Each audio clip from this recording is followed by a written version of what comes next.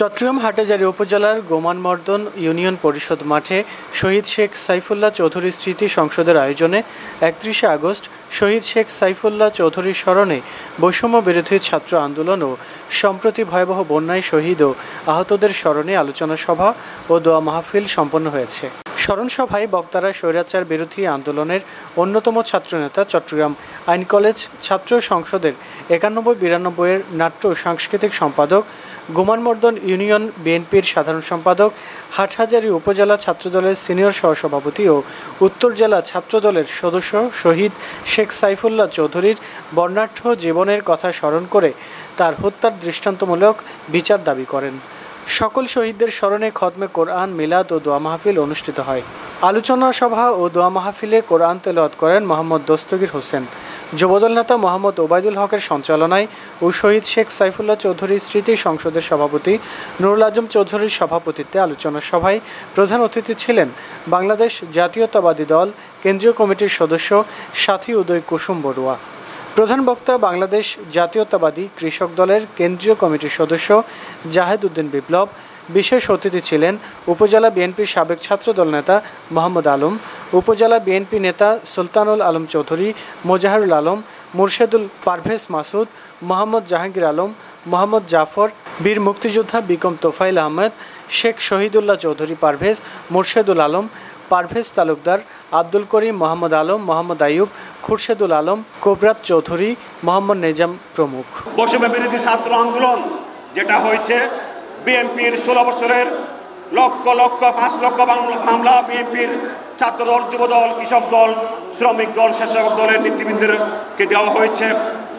১৬ বছর যেভাবে রক্তাক্ত সংগ্রাম হয়েছে সেটার পরিসমাপ্তি করেছে বৈষম্য বিরোধী ছাত্র আন্দোলনের মাধ্যমে।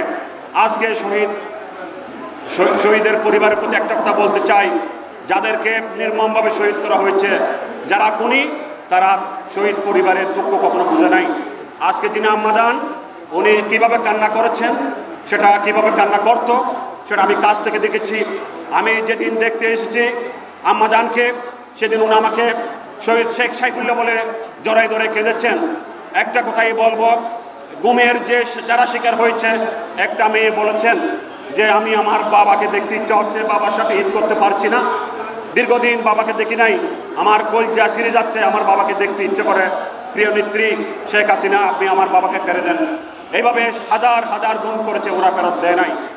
আজকে আমি যখন এই শহীদ শেখ সাইফুল্লাহ চৌধুরীর হাতে করে আমরা ছাত্রদল করেছি, ওনার ছোট বোনকে যখন আমি বিয়ের প্রস্তাব দিই, আজকের যিনি বক্তব্য রেখেছেন শহীদ পরিবার থেকে শহীদুল্লাহ চৌধুরী পারভেজ, উনি বলেছেন ভাই আপনাকে তো বরিতি খাওয়াইতে হবে। আমি বলেছি বরিতি না, আমাকে খালি চাও দিতে হবে না। আমি যদি শহীদ শহীদুল্লাহ চৌধুরীর একজন কর্মী হয়ে থাকি, তাহলে আমি যদি এক কাপ চা খেয়ে থাকি, সেটাও আমার অন্যায় হবে। আমি সেভাবে শহীদ পরিবারের সাথে সম্পৃক্ত হয়েছি।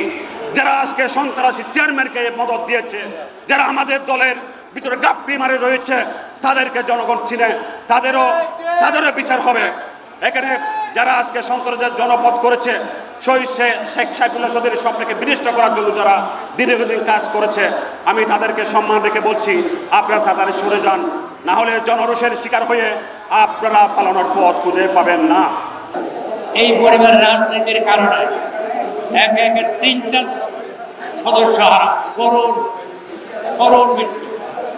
তার ছাড়া ছিল আরেকটা বক্তব্য শুরু হওয়ার আগে সে বক্তব্য আপনারা ওটাকে মারা গেছে। শহীদুল্লাহ সাইফুল্লাহ মারা গেলে এভাবে আরেকটা ছেলে মারা গেছে।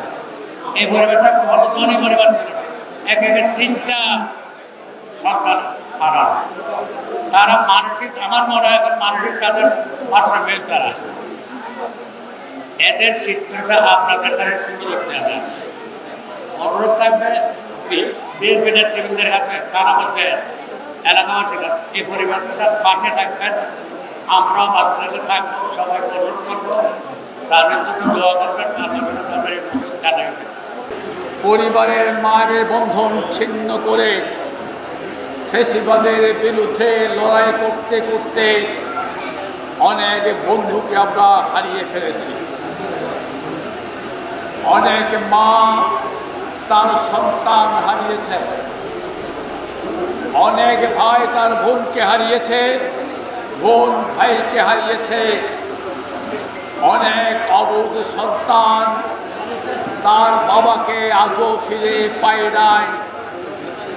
আয়নাঘরের সামনে দাঁড়িয়ে আত্মনাদ করে বলে, আমার বাবাকে ফিরিয়ে দাও।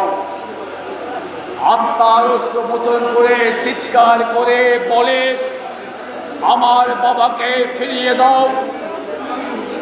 বন্ধুরা, আমরা তাদের ছাত্রদের কোনো ভাষার জবাব দিতে পারি না।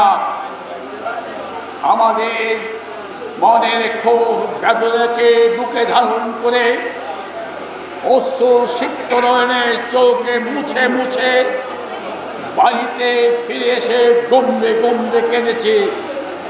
কোথায় তাদের হারিয়ে যাওয়া বাবা? কোথায় মা তার হারিয়ে যাওয়া সন্তান? কোথায় আছে, কি অবস্থায় আছে, আমরা আজও বলতে পারি না।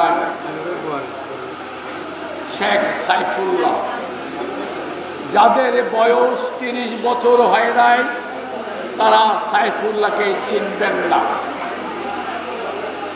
সাইফুল্লাহ এমন একজন সন্তান ছিলেন যার ব্যাখ্যা সাইফুল্লাহ, তাকে না দেখে যারা দেখে নাই তাদের সামনে তার সম্পর্কে ব্যাখ্যা দেওয়া যাবে না, তারা বুঝবে না।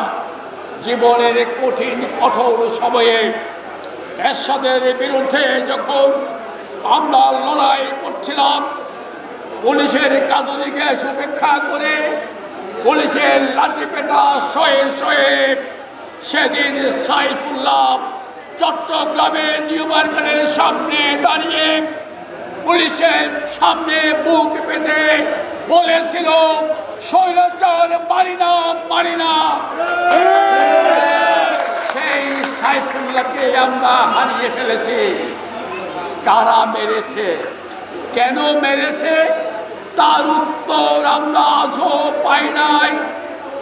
গত 16 বছর তার কবরে এসে ফুল দিতে পারি নাই। তার মায়ের সামনে এখনো দাঁড়িয়ে বলতে পারি নাই সাইফুল হত্যার প্রতিশোধ নিতে পেরেছি। তার ভাইয়ের সামনে আমরা মুখ দেখাতে পারি না। সেদিন সাইফকে যারা জবাই করে হত্যা করেছে, তারা আজকে সগর্বে দাঁড়িয়ে আমাদেরকে শাসন করে, যারা সাইফুল্লাহকে জবাই করে হত্যা করেছে, তাদের জন্য 16 বছর তার কবরে আসতে পারি নাই। এই বিচার আমরা অবশ্যই করব। ভেবে নিও না 16 বছর শাসন করেছ, 30 বছরের আগে হারিয়ে যাওয়া সাইফুল হত্যাকাণ্ড আমরা ভুলে গেছি। আমাদের হৃদয়ের স্পন্দন, হৃদয়ের রক্তক্ষরণ তোমাদেরকে ক্ষমা করতে দেবে না।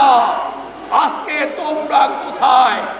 শেখ হাসিনা দাম্ভিকতা করে বলেছিল শেখ হাসিনা পালায় না,